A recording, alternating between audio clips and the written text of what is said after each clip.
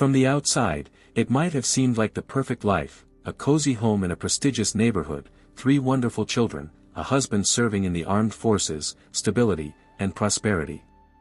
However, no one had any idea what was really happening behind the closed doors of this house.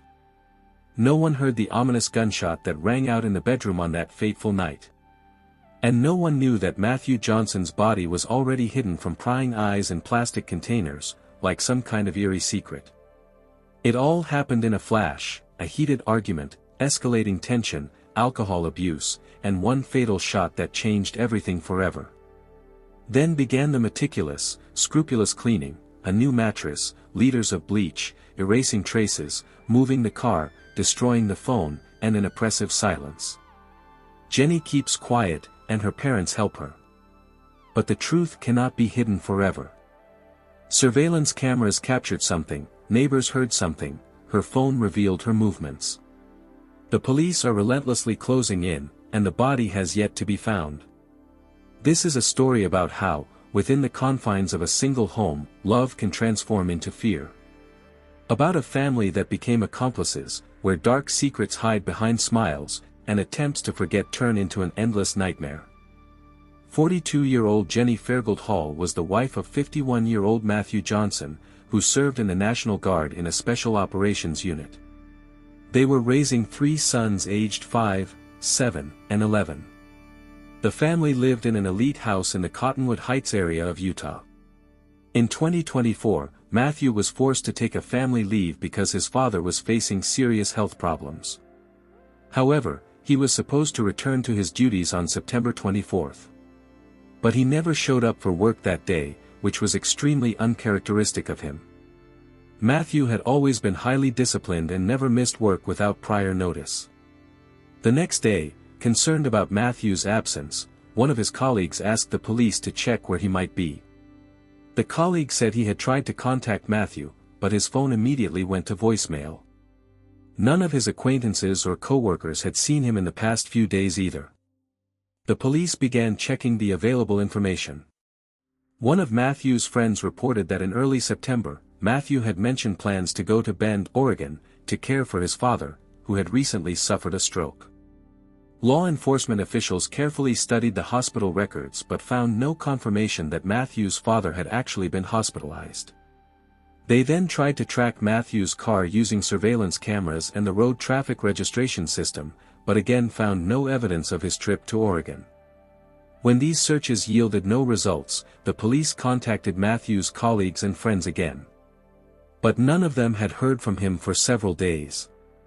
On September 28, officers managed to contact Jennifer, Matthew's wife. She stated that she had not intended to report his disappearance because she herself had not seen him for several days. The woman explained that they were in the process of getting a divorce, which was to be finalized in a month. The couple no longer lived together, and their relationship had been strained for a long time. During the conversation with Jennifer, the police noticed numerous bruises on her body. She admitted that they were the result of Matthew's aggressive behavior. According to Jennifer, the last time she saw her husband was on September 20th, 8 days before she contacted the police. That evening, he had come home to visit his sons. Over time, they began to drink whiskey. At some point, passion flared between the couple. However, due to the significant amount of alcohol consumed, Jennifer could not clearly remember all the details of that night. She only remembered that at one point, Matthew became enraged and began hitting her. As a result, bruises were left on her body, on her left eye, arms, ribs, and thigh.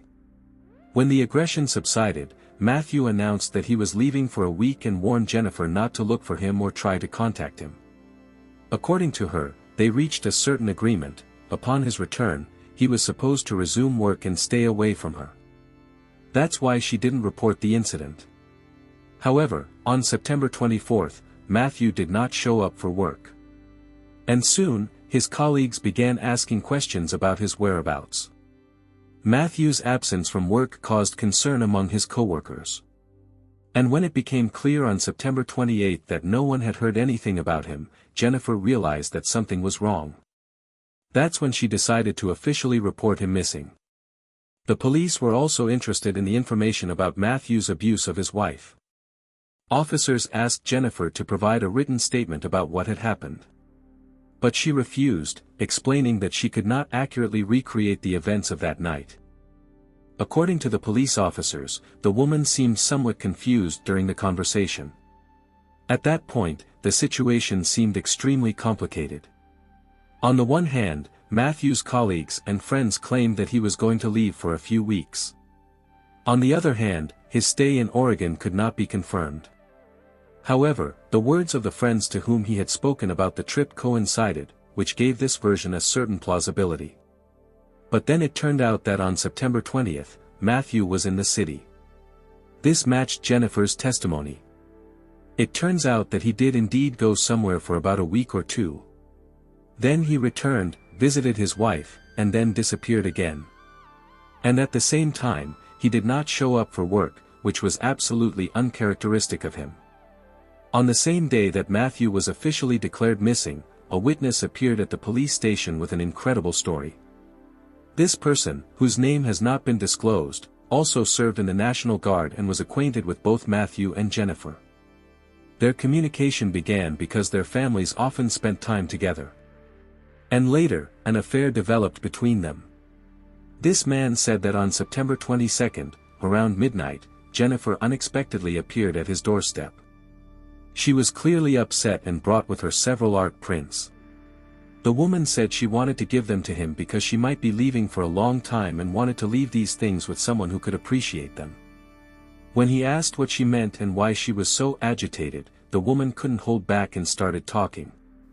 She said that on September 20th, Matthew returned home from a trip, they were drinking, and then went to bed. But at some point, he attacked her with shouts, having learned about her relationship with another man. A conflict flared up between the couple, but then the situation seemed to settle down, and Matthew went to sleep. When he fell asleep, Jennifer took his gun, a Glock 9mm, and shot him in the head right in bed. After that, she smashed his phone, left his car, and moved it to the next street. Then she put the body in a storage container, carried it down the stairs, and then loaded it into her minivan in the garage. She drove north and stopped in a deserted place, where she dug a shallow grave and buried Matthew. After that, she returned home and thoroughly cleaned everything up.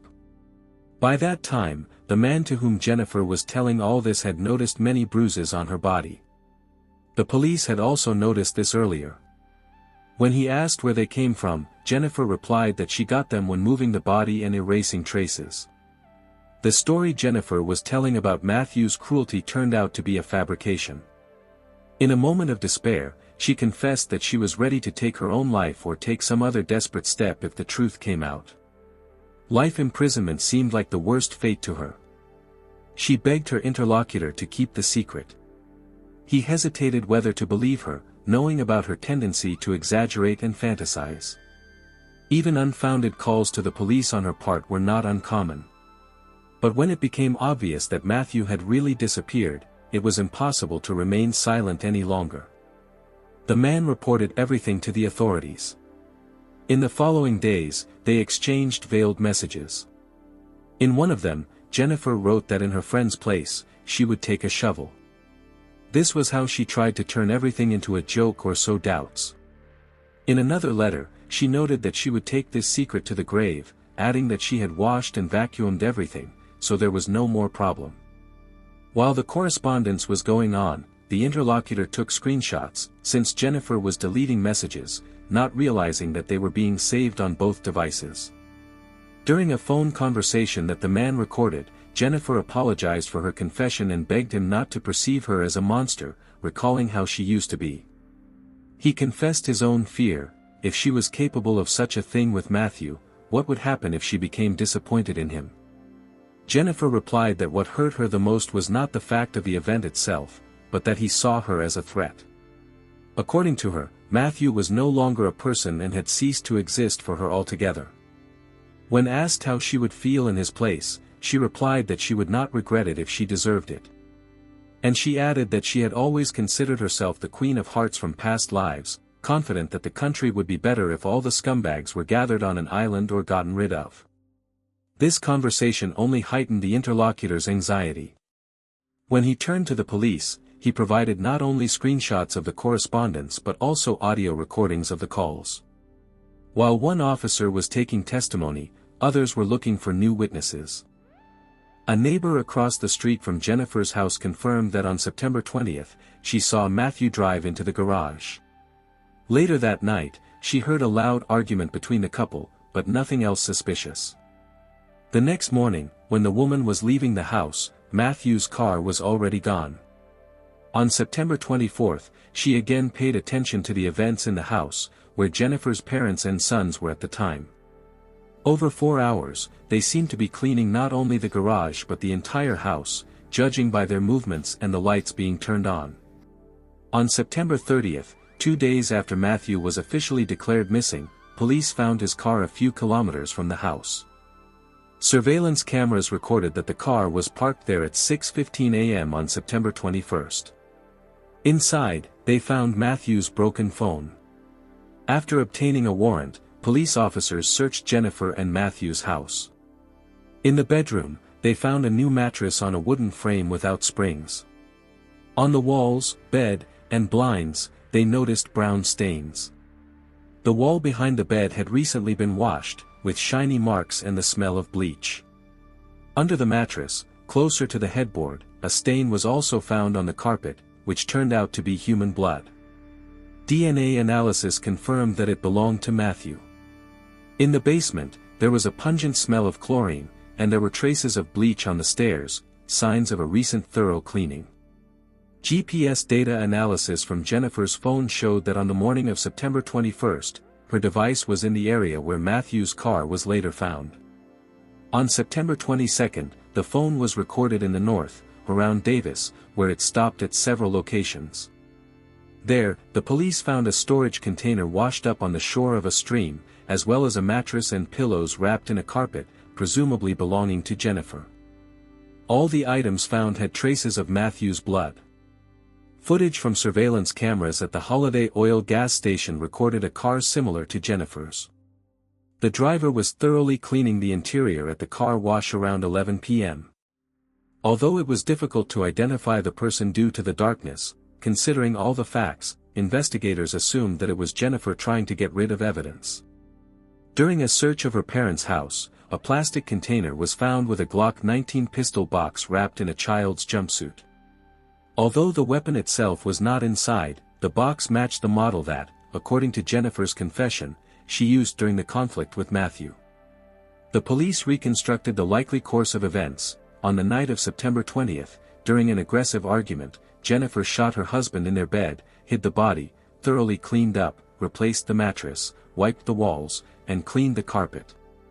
She took some of the evidence to her parents, who helped hide the gun box, and a few days later, they came again to help with cleaning and destroying evidence. Based on the collected evidence, on October 15, 2024, 42-year-old Jennifer Gledhill was arrested on 9 serious charges, including a first-degree felony. The court denied bail, recognizing that no conditions would reduce the risks. Jennifer did not plead guilty and will await trial in prison. A week after her arrest, police detained Jennifer's parents, 67-year-old Rosalie and 71-year-old Thomas Gledhill, on 4 charges, including obstruction of the investigation and a first-degree felony. Investigators believe that they helped their daughter get rid of evidence and cover up what had been done. They were also sent to prison without the right to bail.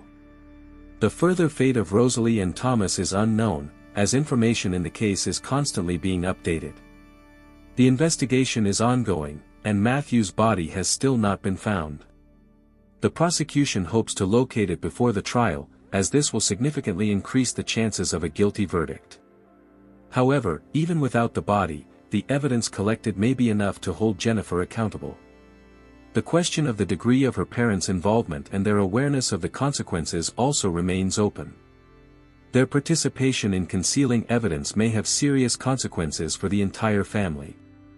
It remains to wait for further court decisions and new details of the investigation. I look forward to hearing your thoughts in the comments. Don't forget to subscribe to the channel and hit the like button. Until next time, friends.